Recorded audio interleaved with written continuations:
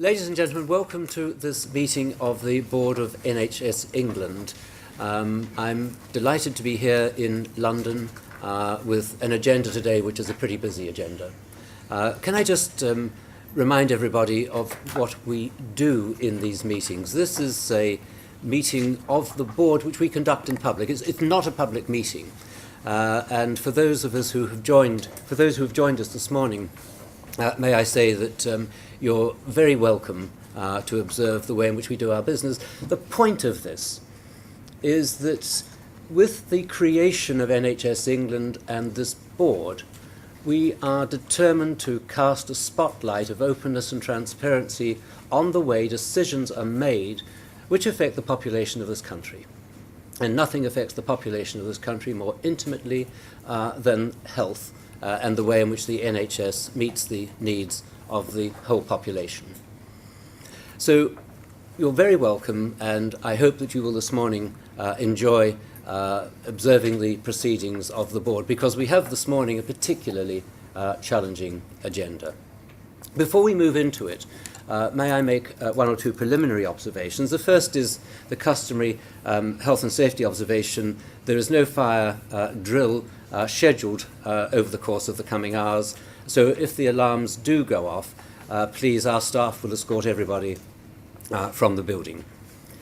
Secondly, I wanted to report formally to the board on the resignation of one of our non-executive directors, that's Mr. Naguib Keraj.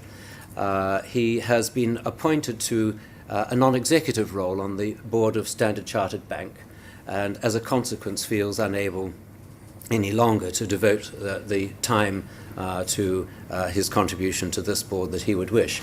I have to stress in conjunction with this two things. First of all, we do make extensive demands on our non-executive directors, and I would just like to record publicly my personal gratitude to them for all of the work that they do on our behalf. And secondly, to confirm that I am in discussions with the government about making a further appointment or appointments to succeed Naguib on this board. It's critical to us that we maintain the highest level of non-executive representation on the board.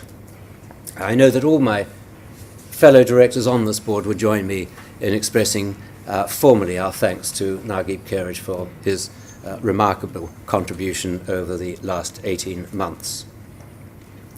Next, just to report on two or three things that have occurred outside the board. We took delivery a couple of weeks ago of a rather important report from the NHS Clinical Commissioners on ways of working, for which I wish the board to return in due course, because it casts a spotlight of a 360-degree review of the way in which the board is working and how it's perceived by clinical commissioners across the country. It ties in, I think, rather well with our own staff barometer study that we'll be reviewing again today. Critically important for us to ensure that this is an organisation that's working at the highest levels and is earning the respect of all the partners with which it works across the piece. I want also, very briefly, to extend the board's congratulations to Tim Kelsey and to his team. They have been given the main award from the computer industry for innovation with big data. And this relates to the NHS England big data business intelligence tool. Tim, warmest congratulations on that.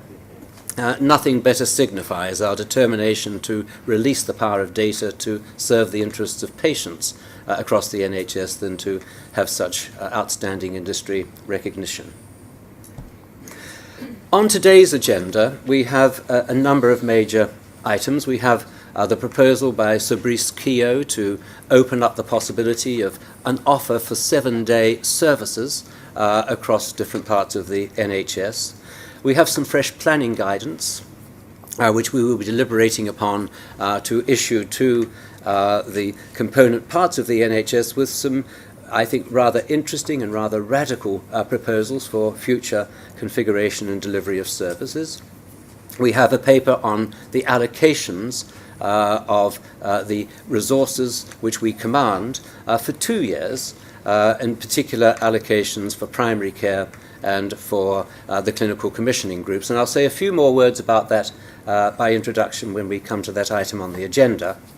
And we also have some important papers on equalities and on arrangements for the handling of winter pressures on the National Health Service. With that, by way of introduction, I now formally open the meeting, and I would invite my colleagues to declare any interest that they may have in any of the business items under discussion. We have no declarations of interest. I then wish to record formally the apologies of Lord Victor Adebowale, who's unable to be with us today, and I regret very much that the meeting had to be scheduled at a time where he was not available. So we have consulted very closely with Victor as we have developed the agenda and the papers for the meeting today. I then turn, please, if I may, to the minutes of the last meeting of the 8th of November. The minutes have been circulated. Can I ask board members whether they're happy that they represent a fair and accurate record of the proceedings? Yes, you are. Whether there are any comments on the minutes or any matters arising from the minutes. I have no prior notice of matters arising, in which case may we take them as read, and we have an action list detailing the status of each action from the previous meetings of the board, and they are on track. Let me then turn, please, to the next item on the agenda, which is the Chief Executive's report. And I will invite David Nicholson to speak to it. David? Thank you, Chairman. And just to kind of reinforce one or two points the Chairman made at the beginning, I think this is in my view, a landmark meeting for NHS England. This is the culmination of a lot of work that people have been doing over the last period. But in it, if you think about the work we're doing on strategy, the future direction of the NHS, the work we're doing around patients, the planning allocation process, the work we're doing on inequalities, and on 7-day services, this is a big agenda of change, both for us and for the NHS overall. And not to kind of get too carried away with ourselves on it, but nevertheless, the things that we're going to be considering today will have a massive impact on the future of the NHS over the next few years. So this is really, really important work that we're doing at the moment, and it's great that we're doing it in public, I think.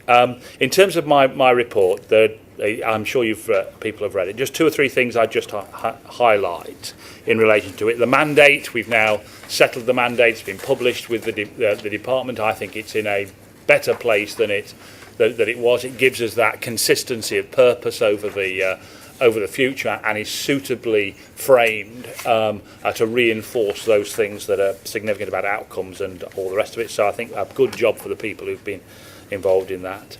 The PPRS arrangements, the deal that the department have done with the pharmaceutical industry, I think gives that both that certainty about the future, so we can do our financial and organisational planning well, but also I think gives opportunities. And I think I'd stress this issue about the rebate that the NHS will get, and us using that rebate to improve services for patients. The urgent and emergency care strategy, I think a really significant document which is very radical about the future of urgent and emergency care. From my own experience of a job that I used to do, I genuinely cannot think of any government that I've worked for that would have produced a document like that. It's objective, it's clinically driven, and it tackles the really important issues. So a really step forward that.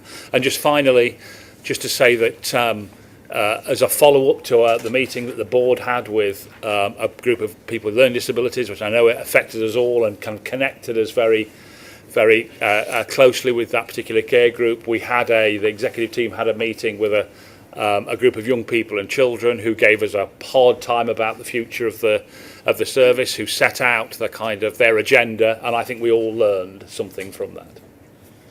Excellent. Well, thank you very much for the report. Are there any comments from members of the board?